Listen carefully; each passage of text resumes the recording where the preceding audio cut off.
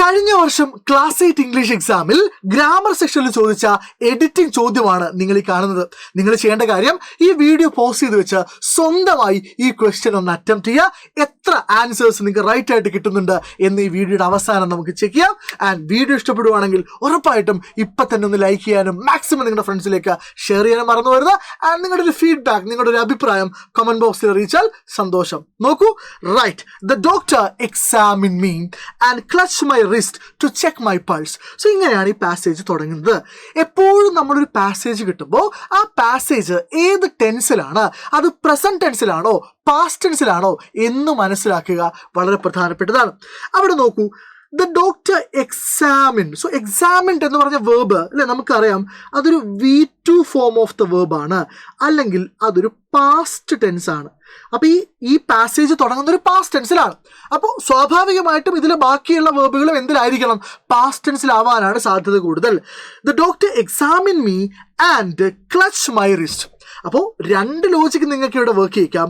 ഒന്ന്, examined past ടെൻസിലാണ്, അതുകൊണ്ട് ക്ലച്ചും എന്തിലേക്ക് മാറ്റണം? പാസ്റ്റ് ടെൻസിലേക്ക് മാറ്റണം. രണ്ടാമത്തെ, എപ്പോഴും ഒരു ആൻഡിന്റെ ലെഫ്റ്റിലും റൈറ്റിലുള്ള വേർബ് ഒരേ ഫോർമാറ്റിലായിരിക്കണം. ആൻഡിന്റെ ലെഫ്റ്റിൽ V1 ആണെങ്കിൽ ആൻഡിന്റെ റൈറ്റിലും V2 ആയിരിക്കണം. ആൻഡിന്റെ ലെഫ്റ്റിൽ V2 ആണെങ്കിൽ ആൻഡിന്റെ റൈറ്റിലും എന്തായിരിക്കണം? V2 ആയിരിക്കണം. സോ ഒന്നാമത്തെ ആൻസർ എന്താണ് വരിക? ക്ലച്ച്ഡ് ആണ് വരിക. അപ്പൊ നിങ്ങൾക്ക് ആൻസർ ഷീറ്റിൽ എന്ത് എഴുതാം? എ എന്ന് എഴുതിയിട്ട് ക്ലച്ച്ഡ് എന്ന് എഴുതാം. Right, my wrist to check my pulse and then he hit me over the chest when I am in experiencing it.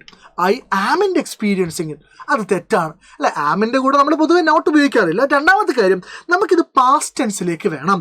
So I am in experience അല്ല വരിക, പാസ്റ്റ് ടെൻസ് ആണ്. ഈസിൻ്റെയും ആമിൻ്റെയും ആറിൻ്റെയും പാസ്റ്റ് ടെൻസ് എന്താണ്? വാസും വേറും ആണ്. So when I was in experiencing it ആണ്. So B എന്താണ് വരിക?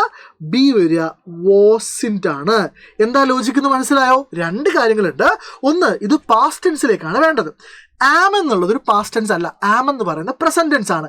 Is, am, are present tense ആണ് അല്ലെ. ഹി ഈസ് ഗോയിങ് പ്രസന്റ് ആണ്.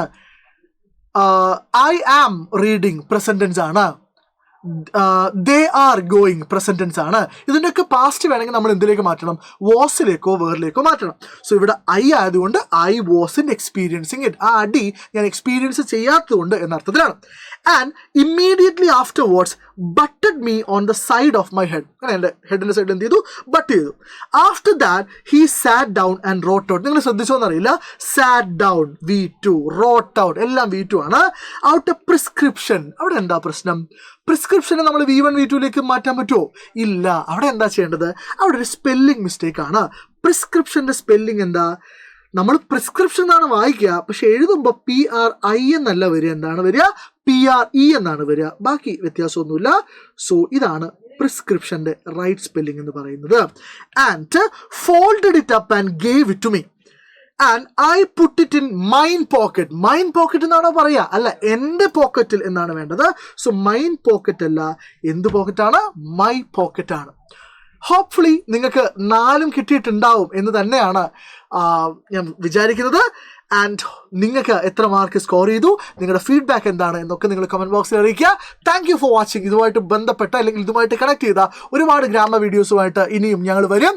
And stay tune. ആൻഡ് ഈ ചാനൽ സബ്സ്ക്രൈബ് ചെയ്യാത്ത ആൾക്കാർ സബ്സ്ക്രൈബ് ചെയ്യുക. ആൻഡ് ഇപ്പോഴും നിങ്ങൾ നമ്മുടെ സൈലത്തിൻ്റെ യോദ്ധ ബാച്ചിൽ ജോയിൻ ചെയ്തിട്ടില്ലെങ്കിൽ വേഗത്തിൽ ജോയിൻ ചെയ്യുക. നമ്മുടെ എക്സാമിന് വേണ്ടിയുള്ള മുഴുവൻ കാര്യങ്ങളും നിങ്ങൾക്ക് അവിടെ തരുന്നതായിരിക്കും. So thank you for watching. By.